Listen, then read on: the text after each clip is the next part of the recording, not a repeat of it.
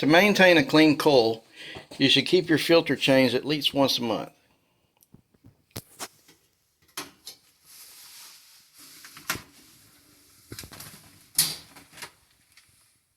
And always make sure to keep the arrows, you see the arrows, keep the arrows pointed towards the unit.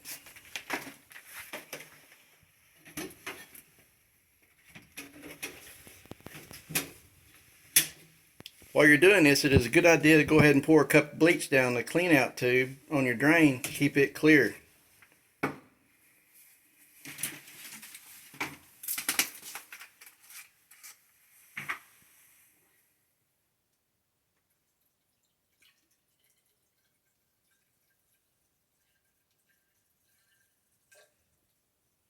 And that'll save you some costly drain overflow problems.